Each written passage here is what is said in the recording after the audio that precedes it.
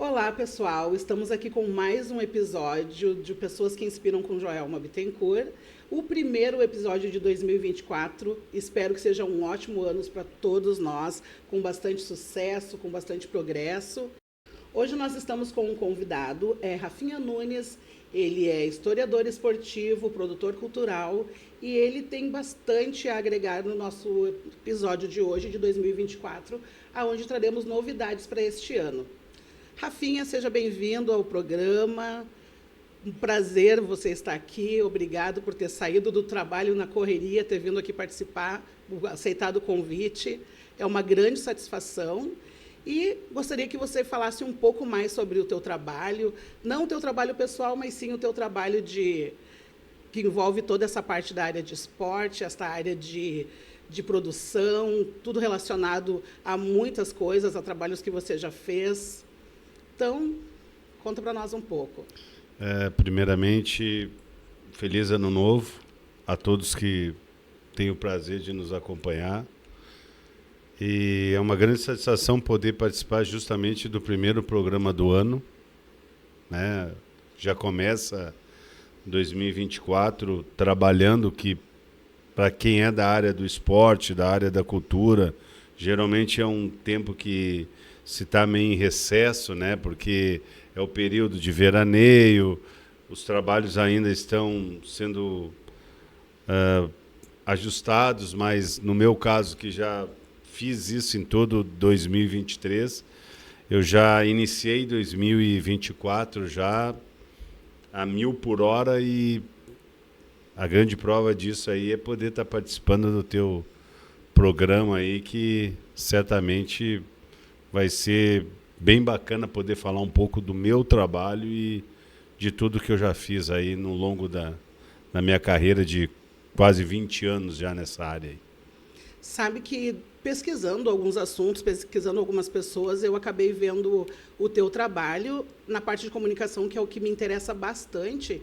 E eu vi que tu fez bastante trabalhos ali na área de esportes, Olimpíadas, Copa. Fez alguns trabalhos em jornal também, que eu acho bastante interessante, porque eu já trabalhei num jornal, bem lá na adolescência. Então, essa área de comunicação, reportagem, acaba sendo coisas que lá no início do ano a gente conversou até, tu foi um dos meus grandes incentivadores a estar aqui hoje, né?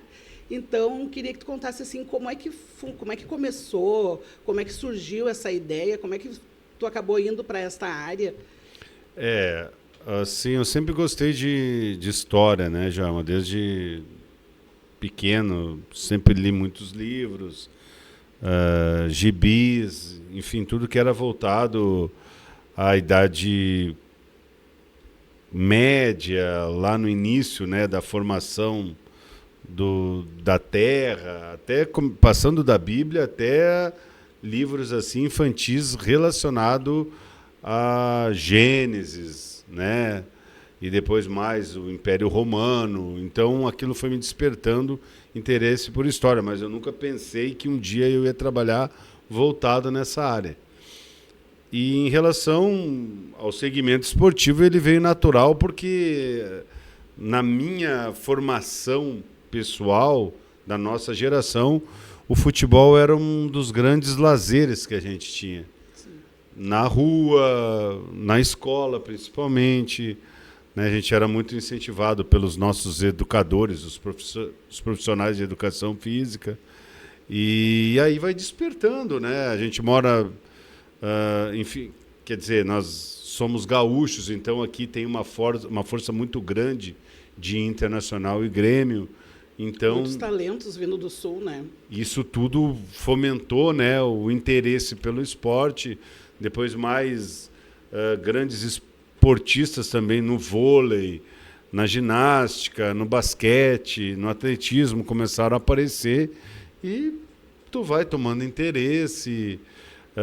A minha geração ali no início dos anos 80, ela foi muito feliz porque ela pegou uma nova safra do futebol brasileiro, do futebol gaúcho, e isso ajudou muito o interesse ser despertado. E aí começou também a vontade de querer trabalhar escrevendo artigos sobre esses grandes acontecimentos, né? Sim. Que Coisa que a gurizada de hoje não tem, né? Nenhum. A gurizada de hoje é internet, procura no Google e não tem noção da maioria das informações que eu já vi em alguns trabalhos teus, já vi que tem informações que são totalmente diferenciadas, porque normalmente as pessoas elas falam esporte, elas falam sobre o básico que todo mundo fala. Eu vi alguns trabalhos teus que fala sobre diferencial, que fala sobre, por exemplo, o Zagallo, que infelizmente perdemos agora, né? O Zagallo fez tal trabalho em tal ano, e nesse ano ele não foi tão bom quanto nos outros anos, então o teu trabalho eu vi que tem esse diferencial. Não sou da área de esportes, mas acredito que muita gente tem interesse, tem curiosidade, assim como tu iniciou em algum momento, e acabaram surgindo as oportunidades. Uma das coisas que eu achei interessante também nas pesquisas que eu fiz foi que tu fez um trabalho para o McDonald's sobre Olimpíada, se eu não me engano. Esse trabalho surgiu de que forma? Em 2001, né, a seleção vivia uma situação um pouco delicada, embora ela estava bem encaminhada nas eliminatórias, né? Até na época era o Filipão que era o treinador, substituindo o Vanderlei Luxemburgo, e aí teve a Copa América, o Brasil foi muito mal, mas era uma fase de testes, e o fato de ter um treinador que, embora fosse vitorioso, tanto no Grêmio quanto no Palmeiras, o Filipão tem uma carreira totalmente segmentada, né, de vitórias. A seleção brasileira, ele era o preferido da torcida, sim, mas ela passou por um momento de desconfiança, como geralmente sempre passa.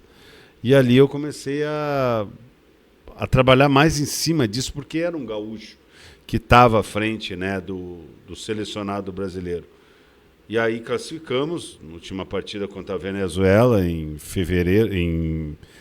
novembro, né, de 2002. Que aí eu trabalhava em São Leopoldo, nas proximidades ali do centro, e a classificação vem chegando, tu começa a adentrar nos assuntos e despertou um desejo de fazer uma exposição sobre a Copa do Mundo. Mas eu não tinha experiência alguma, nunca tinha feito nada, nem na escola parecido. Como produtor cultural foi o teu primeiro trabalho? Meu primeiro trabalho, ele surgiu numa esquina, assim. Eu estava lá vendendo o produto que eu trabalhava, e aí eu tinha pego uma revista, e os japoneses, né, foi no Japão e na Coreia, a Copa do Mundo, ela já estava praticamente pronta, a Copa. Isso há 6 meses antes do início da competição. E ali tinha os patrocinadores e mostrava mais ou menos o ambiente, tanto em Yokohama, em Tóquio, em todos os lugares onde teria, em Shizuoka, onde teria jogos. E eu comecei a ver assim, mas a parte cultural é muito extensa. E nisso eu olhei uma exposição que estava sendo projetada para a Copa do Mundo. Sim. Mas ia ser do consulado japonês. E ali eu vi a foto do Zico. O Zico é minha referência maior. E eu disse, vou fazer uma homenagem para ele então. E naquele ano fazia 20 anos que a seleção de 82 tinha perdido a Copa da Espanha. Então eu achei assim, surgiu a oportunidade certeira para mim fazer isso. E comecei em busca do material mais aprofundado sobre a competição, já com o que eu tinha, e ali foi surgindo, né, a organização, que infelizmente ela acabou sendo prejudicada, porque em fevereiro, né, de 2002, a casa onde eu residia, ela pegou fogo e nós tivemos perda total, mas total. Então, todo o material que eu tinha para a exposição... Teve que refazer tudo novamente. E se eu tivesse usado ele no trabalho, ela teria tido uma dimensão muito maior do que teve. E aí, Com isso, tu não desanimou, Não desanimei. seguiu em frente, foi lá e fez tudo de novo, buscou material novamente, alguma equipe para te ajudar, alguém para te ajudar? Absolutamente nada. Partindo do começo que, antes da casa pegar fogo, eu tinha me dirigido até uma loja do McDonald's, no centro de São Leopoldo, e conversei com o proprietário. Aí ele disse, olha, aqui na loja a gente não tem esse costume, embora a tua ideia é muito interessante. Sim. Mas tem uma pessoa que vai gostar. O nome dele é Rogério Barbie e ele é o dono da loja do McDonald's no Canoas Shopping. Leva lá que ele tem um espaço propício para isso. E se tu contar para ele que tu tem o material, que tu quer expor, o McDonald's é o patrocinador master da competição, isso ajudou muito. Sim. E aí eu fui até ele. E ele, Marcelo, que era o proprietário, me recebeu muito bem. Eu peguei o contato do seu Rogério e uma semana depois eu estava diante dele, esperei ele chegar na loja. Ele foi super cavalheiro comigo, atencioso. E, enfim, tem uma passagem que é muito engraçada que eu não poderia omitir ela. Porque ele perguntou como é que seria feita a exposição. E eu disse, vai ser com o meu material, vai ser assim, assim, assim. Eu não tinha experiência de absolutamente nada. Meteu a cara e... Meti as caras. Vou fazer. Ele só disse assim, nós estávamos na mesa, que nem eu estou contigo, e ele disse, o padrão não pode mexer, porque logo mais vai chegar todo o material publicitário. Sim. Exclusivo da empresa, da marca, atrelado à Copa do Mundo.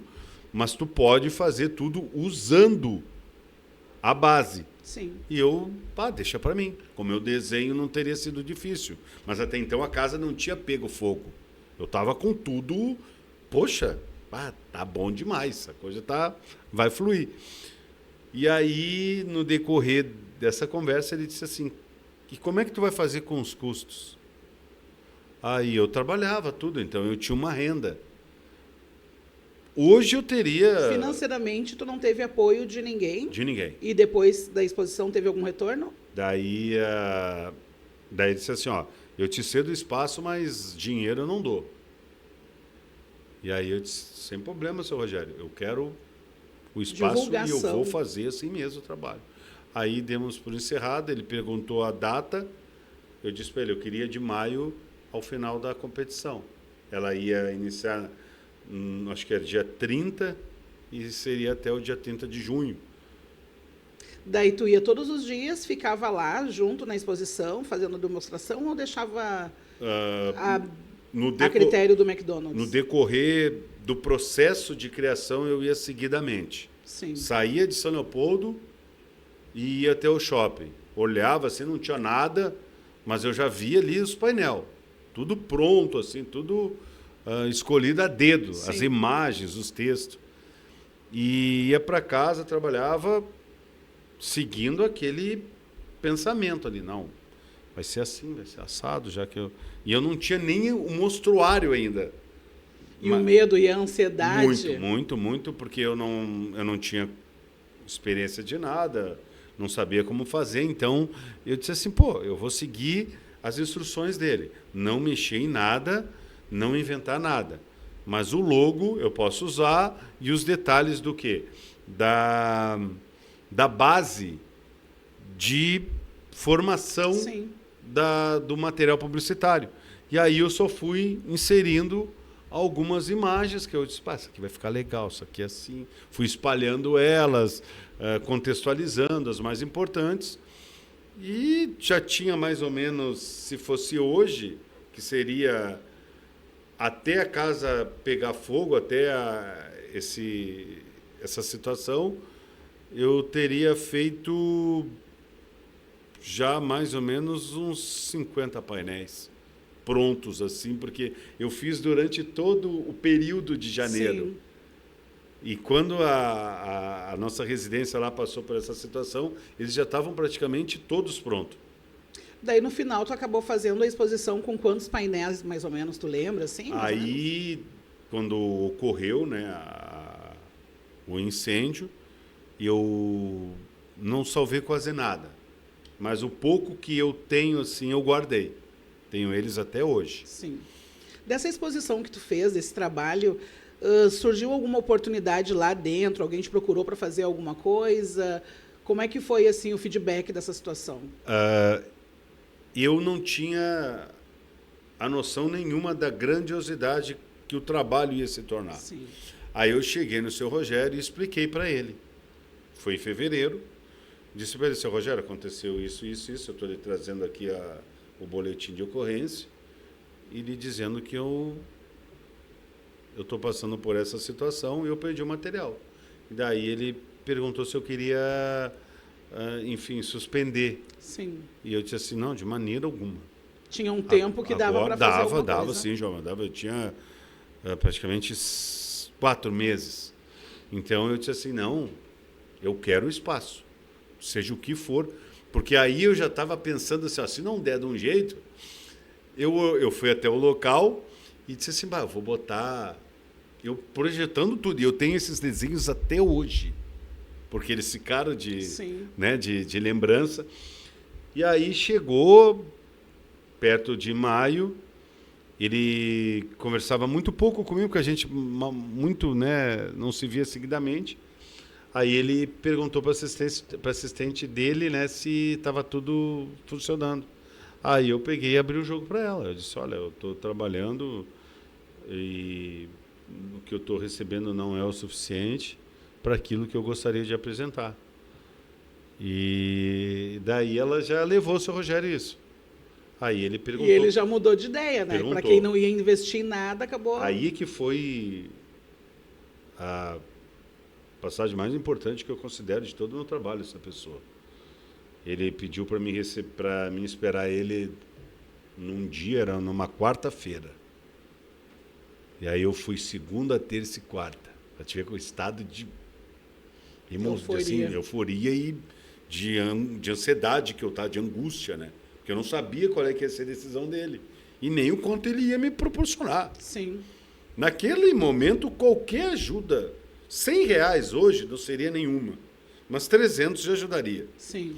Aí ele sentou, conversou comigo e já chegou direto e disse, ó, tenho conhecimento do que aconteceu, lamento muito. E eu levei um pouco do trabalho que estava queimado, a fim de sensibilizar ele. Ele nem deu muita bola, não que ele fizesse pouco caso, porque ele é muito ocupado. Hoje Mas o que tu apresentou para ele era do interesse dele para a loja dele também, Era. Era um trabalho que ele não ia ter e estava vindo praticamente oferecer de graça. Não, era e muito interessante o que lá na frente mostrou. Né? Para a ocasião. E aí ele disse, quanto é que você precisa? Eu disse, seu Rogério, eu não tinha, João, uma experiência, não sabia nem negociar, não tinha nem ideia. Só tinha coragem. Nem coragem. Para começar disso, eu fiquei totalmente cabulado. Então eu disse assim, como é que eu vou dar um preço para ele? Eu não tenho noção. Aí eu chutei lá. Se eu me ajudar aí com uns... Hoje seria talvez uns R$300. Já seria no início bom, seu Rogério. Aí ele pegou e me deu R$500. Em 2002. R$500 ele me deu um cheque. Daí tu correu, foi atrás do material e conseguiu montar. Aí eu saí com o cheque e botei ele no bolso. E fui trabalhar. Esqueci do cheque. E botei a roupa para lavar. Não acredito. Aí, no outro dia que eu me lembrei do cheque no bolso, aí eu fui mexer no cheque, o cheque estava todo molhado, rasgado já. Pai, daí eu surtei, velho. Como é que eu vou chegar lá no seu Rogério e dizer, pai, daí como é... Aí eu... Já chegou falando que a casa queimou, agora o cheque molhou. Aí eu tinha, não vou falar aqui enfim, a denominação da igreja, mas eu tinha um amigo que era um pastor e ele foi fundamental nesse processo, ele me encorajou muito. E aí eu fui lá chorar para ele. Pastor Francisco, eu estou mal. O que foi, Rafa? Porque ele me incentivou um monte. Ele fez coisas assim que, olha, se eu tivesse seguido a direção dele, a minha vida teria sido muito diferente naqueles 5 meses. Mas eu quis fazer as coisas tudo do meu jeito. Tudo ao seu tempo, né? E tudo do meu jeito. Ele deu a direção e eu segui por outro. Assim, ó, Daí ele te ajudou nessa parte do cheque? Não, ele pegou e disse assim, disse assim, daí eu disse, pastor, como é que eu vou fazer? O homem já é uma fera, ele vai me achar um responsável. Não, você vai lá e diz para ele como é que foi. Vai lá que ele vai te dar o cheque. Vai na fé. Na fé, bem assim ele falou, na fé. Aí eu levantei do altar e fui. Chegou ali perto do shopping, ali passando o Pestalozzi, hoje é a Casa Mimosa, começou o coração bater assim. Porque tu tem 2 ouvidos, né? Então, um absolveu e o outro tá aqui, ó. Não vai dar. E aquele dia, assim, ó, ele tava lá casualmente de tarde. Aí eu chamei a menina, não recordo o nome dela agora, ela veio, a Paola, acho que era, Paola. E expliquei para ela, e ela, Rafael... Só bomba, Rafael. Hoje ele tu quer fazer uma coisa, mas só tem bomba. Hoje ele não está num bom dia. Ah. Eu disse, mas um bom dia ou sem bom dia, hoje eu vou ter que ter uma definição. E ali eu fiquei quase 1 hora. Aí ela veio perguntar para mim, o que foi que aconteceu, Rafael? Ele nem veio. As pessoas, quando elas veem o projeto todo pronto, todo feito, sendo exposto, não imaginam a correria que é para chegar até aqui, né? Até ali, até aqui, no trabalho que tu está fazendo. Imagina se alguém que foi lá ver a exposição vai parar para pensar que aconteceu tudo isso com a pessoa que fez, que montou. Aí está a situação que foi o diferencial nisso, João. Teve 2 fatores que foram fundamentais. Primeiro, o seu Rogério cedendo o espaço e levando em conta a minha situação. Ele foi lá e me deu mais R$200 do que ele já tinha me dado. O seu Rogério botou hoje no meu trabalho R$700. Hoje, pouco dá para se fazer com R$700. Sim, mas há 20 anos mas atrás... Mas há 22 anos atrás, era mais ou menos hoje, em valores, por causa do real, estava em alta, uns R$2.000. E disse assim, ó, vê se isso para ele é o suficiente e a partir de hoje aqui na loja ele pode se alimentar aqui. Daí eu passei, eu disse assim, eu não acredito. Essa exposição, ela ficou durante quanto tempo? Aí eu fiz todo Quanto tempo ele teve que te aguentar? Aí, não, ele foi... assim, a gente pouco tinha contato. Isso que tu está falando é verdade. Porque a minha falta de experiência importunava muito. Sim. Às vezes eu queria saber... Porque, assim, aquela ânsia... Seu Rogério... E ele já estava mais ou menos acostumado com alguma coisa, sim, né? E ele sempre muito correndo. E aí, do lado, tinha o Mac Café. E tinha mais o salão do Ronald, que é onde tinha acesso. Ele disse que era para ocupar tudo. Aí eu disse, não, tudo bem, eu vou espalhar bem isso aqui, vou espalhar aqui, assim, assim, assim. Aí, peguei tudo no melhor lugar. As informações todas tu já tinha dos gibis, das revistas, tu sabe que das pesquisas. Tinha muito conhecimento, já era meu próprio, isso ajudou. Mas os textos que eu fiz, primeiro tudo na máquina de escrever, depois levei a gráfica, eles fizeram toda a parte de impressão, toda a formatação, né, da maneira que eu queria. E aí os primeiros 4 painéis que eu levei para ele ficou muito... Assim, deu para ver que ele ficou muito surpreso, acima daquilo que eu acho que ele esperava. E todo esse material que eu consegui resgatar foi em alguns livros que eu consegui achar, o pouco que tinha me sobrado, mas também o que foi fundamental foi o fato de que eu saí do trabalho onde eu estava e eu fui vender adesivinho. Era stickers na época. E foi nas sinaleiras de São Leopoldo e nos ônibus da feitoria. Os motoristas abriram para mim. E eu expliquei, eu peguei o a ocorrência e disse, minha casa pegou fogo, mas eu tenho um trabalho para apresentar e finalizar. E eu preciso da ajuda. E todo mundo pegava. Todo mundo comprava e aquilo ali me ajudou a comprar roupa, me ajudou a eu ter condições de sair de um lugar ao outro e só me dedicar à exposição. Só passei a me dedicar a ela. Aí, quando chegou no início da Copa, o seu Rogério fez todo o trabalho de mídia por conta dele. A primeira divulgação foi no Jornal O Sul. Na época não tinha toda essa tecnologia, nada. Agora tem tudo, mas antes era por jornal. É isso que eu vi, que o teu trabalho ele tem bastante matéria de jornal, bastante coisa em jornal, né? Ele é procedente disso, né? Sim. E então, assim, as raízes vieram do quê? Do meu interesse. Eu sempre gostei muito de colecionar jornal antigo, porque os jornalistas daquela época, eles eram muito mais... admiráveis. Tudo.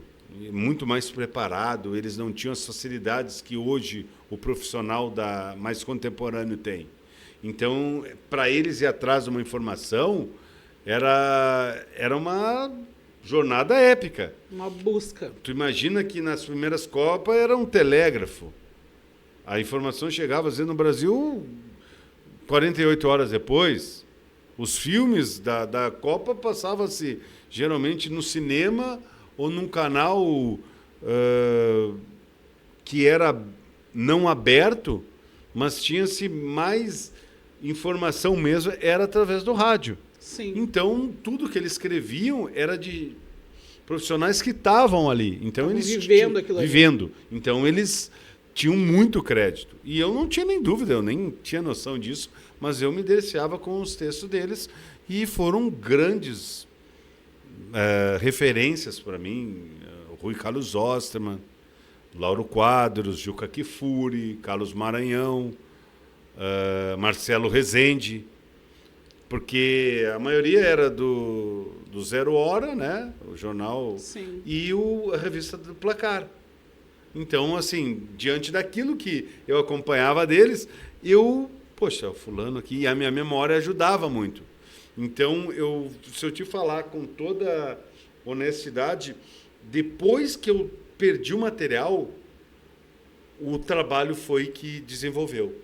Porque aí eu teve que ter mais gás, correr muito mais. Eu me envolvi mais com ele. Era uma questão de honra pessoal por tudo aquilo que eu perdi. E assim, o material que eu tinha pego, que tinha queimado, eu botei assim uma corda no meu quarto e eu estendi como prendedor.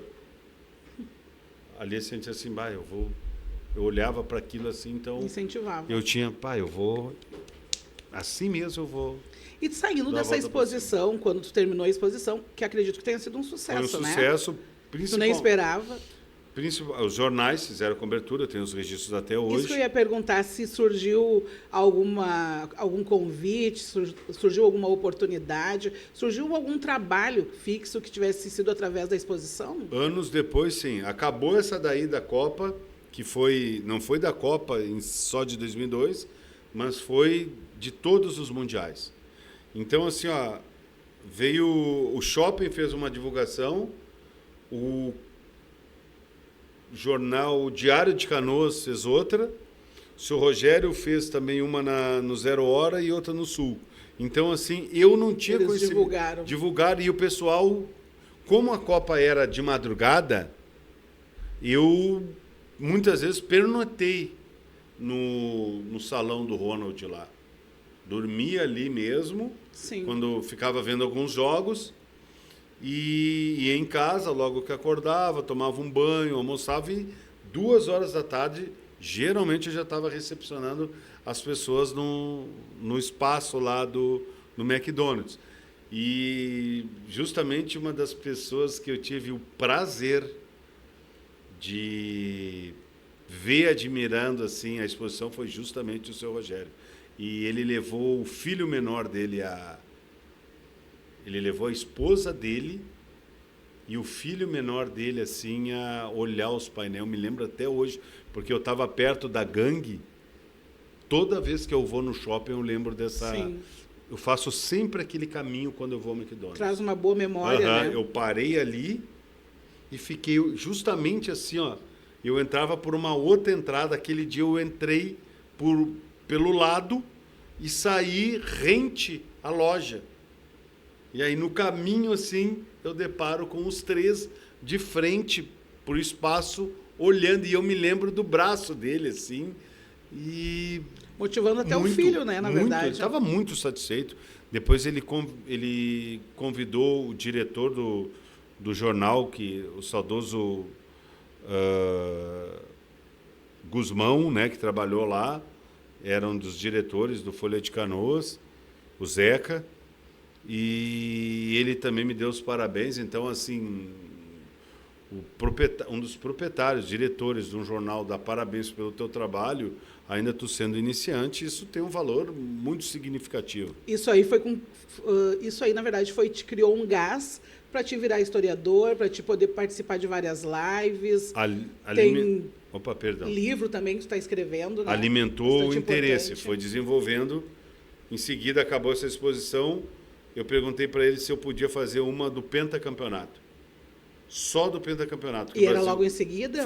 Foi em questão de uma semana. Acabou e nós já...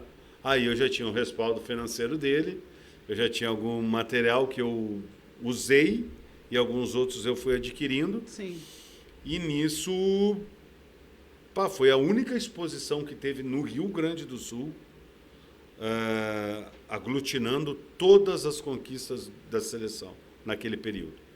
E o Brasil teve muitos gaúchos, né? Tinha o Filipão, tinha o Murtosa, o Darlan Schneider, que é o sobrinho do Filipão, na comissão técnica, o Paulo Paixão, que é muito identificado com a dupla Grenal, ele trabalhava no Grêmio na época, sim, de preparador físico, tinha o Luizão, que jogava no Grêmio, o Anderson Polga, que era gaúcho, e principalmente o Ronaldinho gaúcho.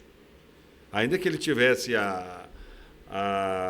passando por toda aquela situação que ocorreu com o Grêmio, dele ter saído, ele era pentacampeão do mundo.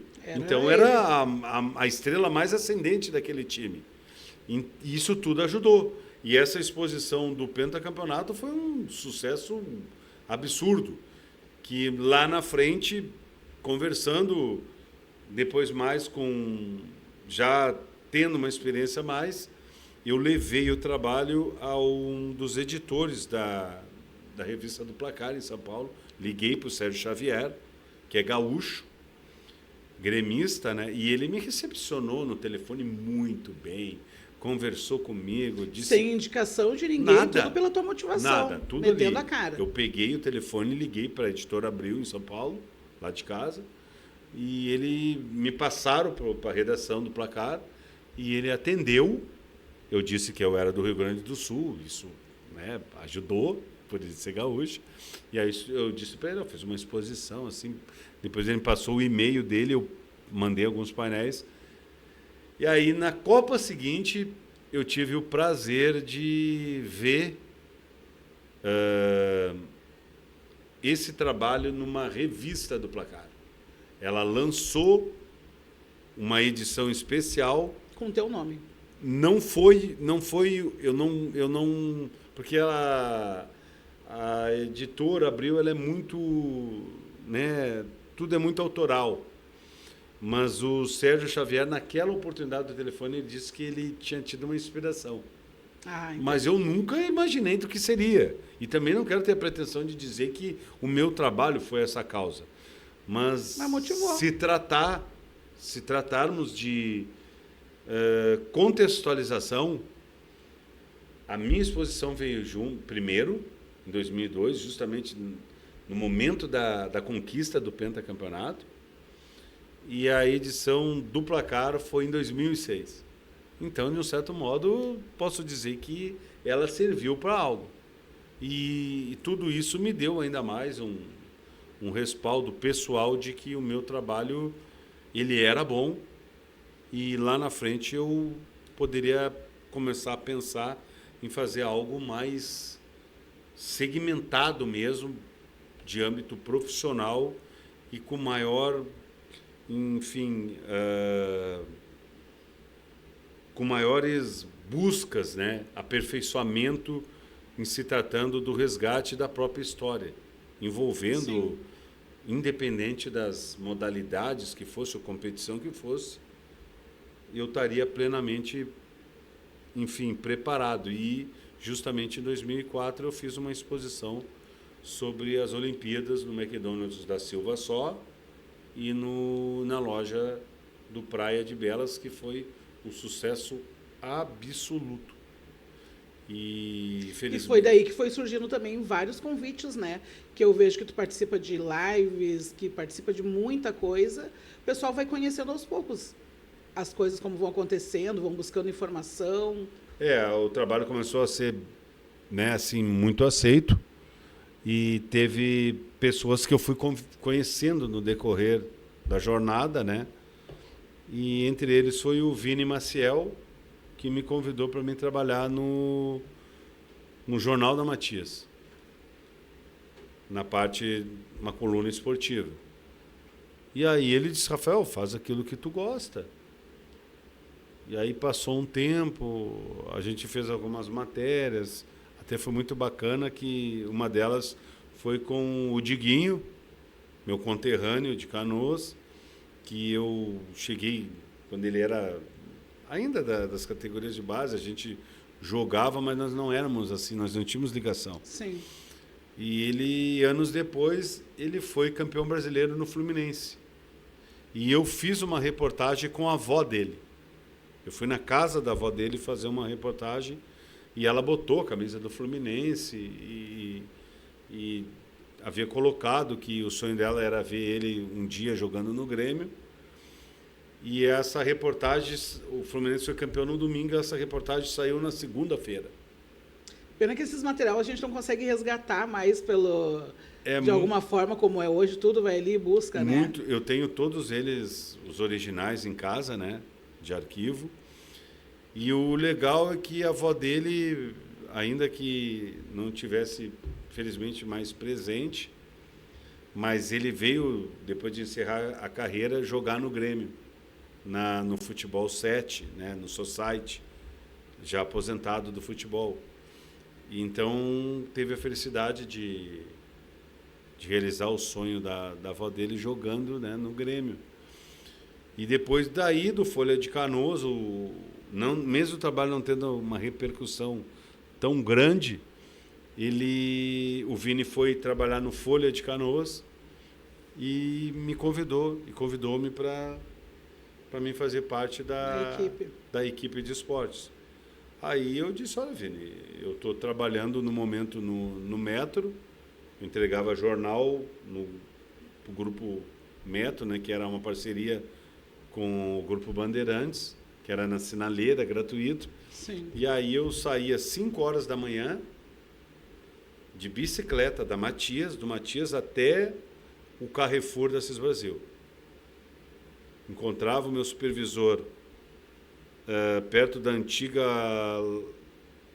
o Laçador, ali na Avenida Ceará, e de lá eu ia até a Cis Brasil, tinha um ponto onde nós entregávamos, depois foi na Dom Pedro, e depois, logo depois do expediente, que geralmente eram umas 10, 11 horas da manhã, ao meio-dia eu já estava no pedal indo para a redação do Folha de Canoas.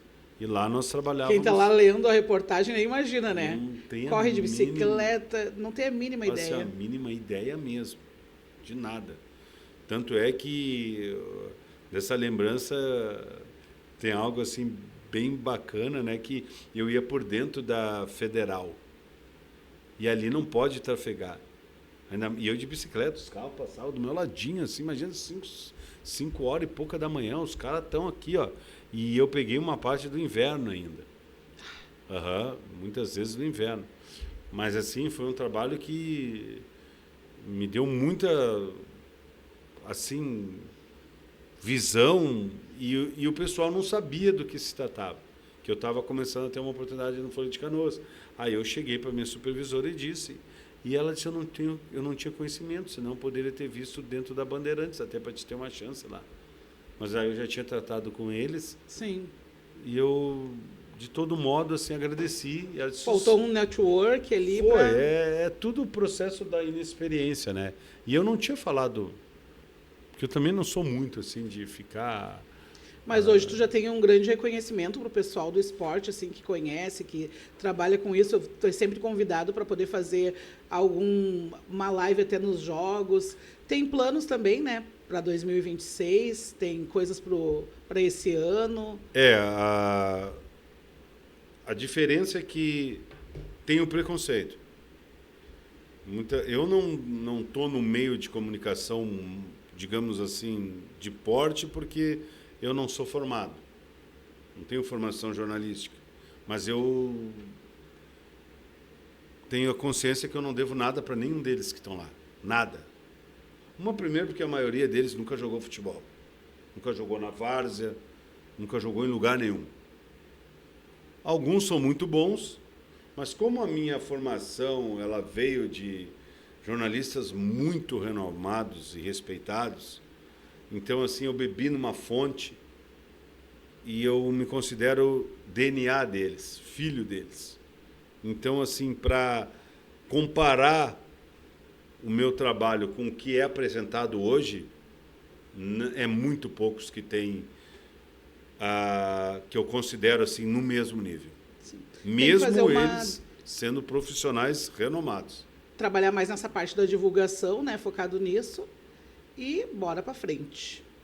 Porque no segmento da história tu tem que saber muito mesmo. Não é o futebol. Saber, por exemplo, assim, as origens. Por exemplo, muita gente fala do negro. Aonde iniciou o negro? Pouca gente sabe que em 1923, agora eu digo 2023, ano passado, porque foi celebrado 100 anos que teve um time no futebol brasileiro que foi campeão carioca com a maioria dos jogadores negros, que foi o Vasco da Gama, que foi o clube que deu, junto com o Bangu, com alguns outros times da região ali do Rio de Janeiro, possibilidade dos negros de fato jogarem futebol. Então, são coisas que poucas pessoas elas pesquisam, elas procuram saber, né? Mas são coisas que acontecem. E se o futebol brasileiro, que esse ano celebra 110 anos de história, tem todo esse 100 anos mais de conquistas, de títulos, a única seleção pentacampeã do mundo, é porque o negro teve uma participação mais do que fundamental nela. Ele foi a coluna das vitórias brasileiras, a começar pelo próprio rei do futebol, o próprio Pelé. Tem um trabalho, já está preparando alguma coisa para esses 110 anos? Sim. Então, logo vamos trazer de volta para apresentar. Em todos os segmentos, né? Porque 110 anos é muita história.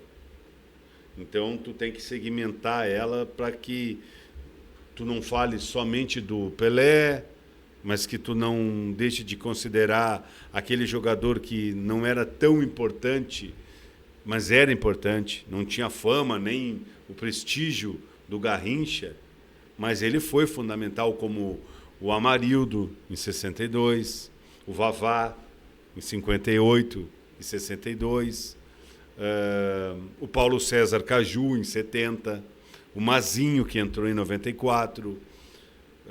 Eu estou falando isso, né, na base dos negros ali. Mas tem outros jogadores que também, o Tafarel.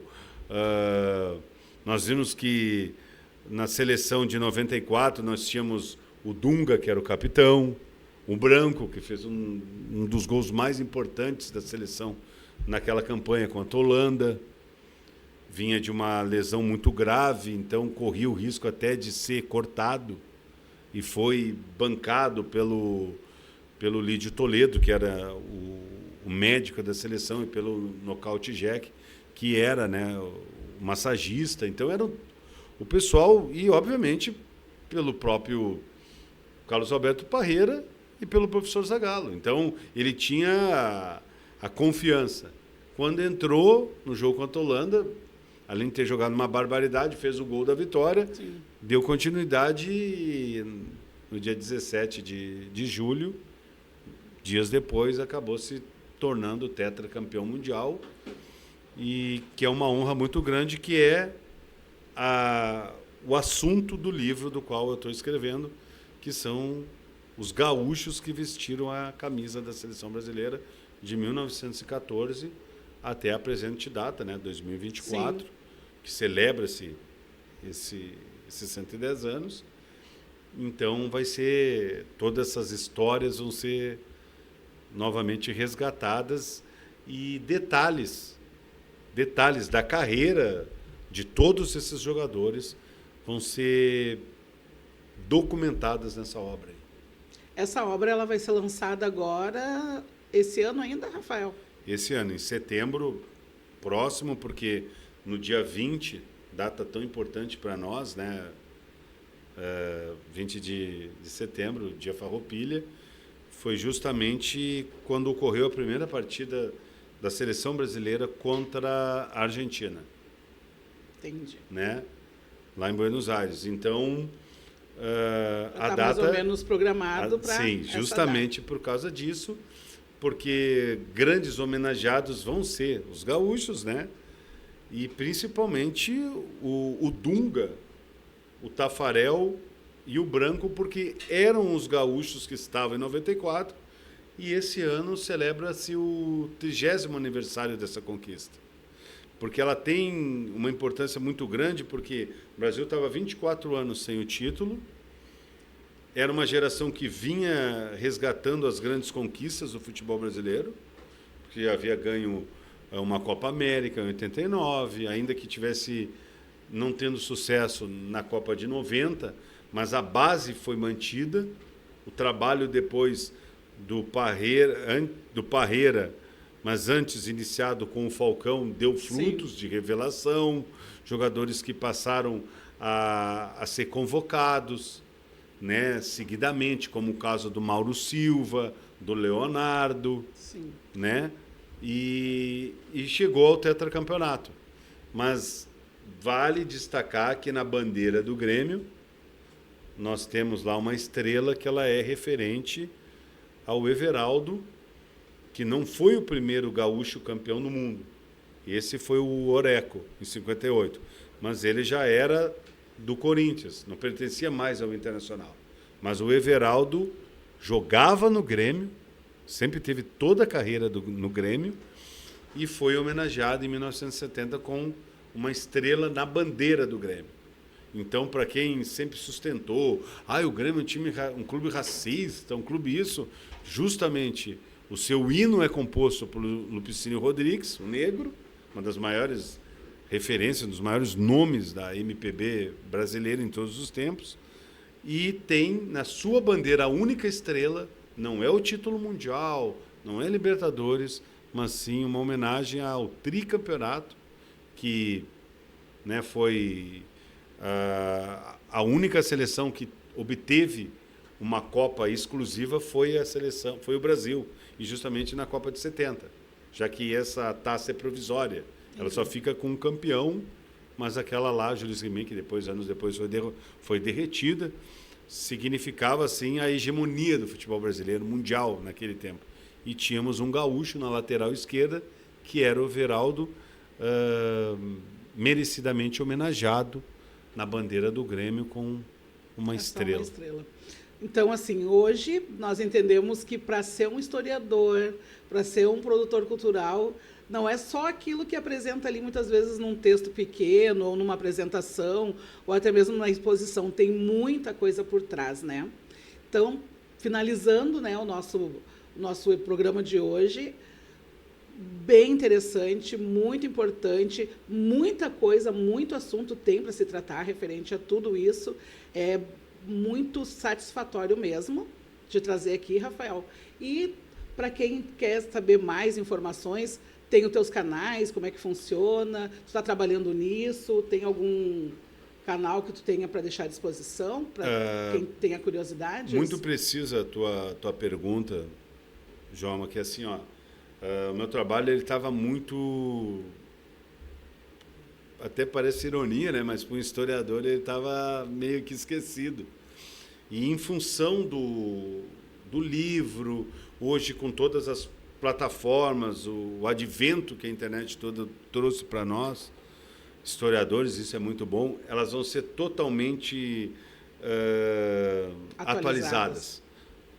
Todo o conteúdo, tudo que eu trabalho, em todos os lugares que eu trabalhei, histórias que aqui a gente não pôde ainda conversar, né, porque o tempo é curto, mas o fato de estar aqui é muito, muito bacana, é uma satisfação muito grande poder falar um pouco do que eu passei, um pouco do que eu me esforcei para chegar até aí, porque o processo ninguém sabe, ninguém tem ideia, às vezes vê lá a foto da pessoa no jornal, pô, o cara está arrebentando, até porque o meu trabalho eu me dedico mesmo, procuro fazer algo diferenciado. Sim. E isso eu trago para todos os segmentos da minha vida, entendeu? Mas como tu chega ali é muito, às vezes até desanimador. Não, e tudo que tu passou agora foi só uma pincelada, porque a realidade é muito maior do que essa. Muito. Eu acompanho um pouco do teu trabalho, então eu sei que isso aí foi só uma base. Mas encerramos aqui. Muito obrigada pela participação, Rafinha Nunes. Espero poder te trazer novamente para o lançamento do teu livro. E muito obrigada, pessoal, por mais um episódio de Pessoas que Inspiram com Joelma Bittencourt.